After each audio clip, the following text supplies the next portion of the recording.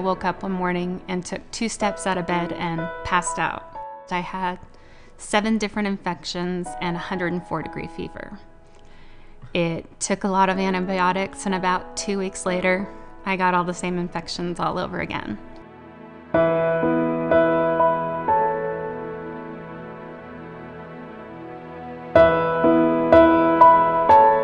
They diagnosed me with lupus like my mother had, so of course I was scared because I'm 15. My mother died when I was 5 of complications with lupus. It took me 14 doctors before I finally discovered I had lupus. And after the 7th or 8th doctor told you it was all in your head, you really started to believe you were crazy. It bothers me a lot when I have to tell somebody they have lupus that affects their kidneys or affects their lungs, or I know is going to be a major issue and that I'll have to use a lot of medications to suppress their immune system. That's a hard thing to do. It's incredibly frustrating to be diagnosed with something and then have absolutely no clue how to tell someone what it is that you have. I caught a cold from a friend, and it meant 3 weeks in bed and fighting fevers and chills every single day. My grandma said, "What's wrong with my granddaughter? You know, she's lost so much weight, over 20 pounds. And he said, "It just looks like she's gonna die." It's a staggering amount of people in this country who have this disease, yet we hear very little about it. There's a lot of disinformation out there.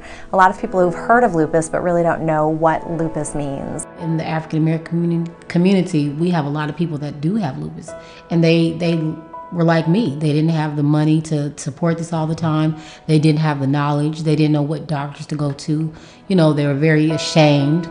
Just hand you a prescription and say this may help, it may not help. It may take 6 months to a year to help, or it may never work. It is disheartening when you get on the internet or you talk to people and you look up and you find out that what's currently available to everybody is so outdated. Why isn't this on the radar of the health community? Any type of funding is going to have to come from raising people's awareness and making them realize that this is a problem and that there are a lot of people out there who are affected by it who need help. People are dying before they can get the treatment. So it's critically important that we really work hard to get these women into early treatment programs, because you can inhibit the progression of the disease with some of the medicines that are out there today. And if we had money to do research to create some new medicines, just think what we could do. I think the reason that I love the idea of MollysFund is because it makes me feel like I'm not alone out there. The more that we can have people talking about it, the more that we can make everyone aware of how many people in their lives are impacted. And if you spread that out throughout the city, throughout the state, throughout the nation, we can make huge differences in getting people motivated to make the changes. There are definitely days that I hate lupus and curse the day I was ever diagnosed, but I can't change it and I can't make it go away, no matter how hard I try. So if there's anything I can do to make it better for someone else, maybe there's a point to it all.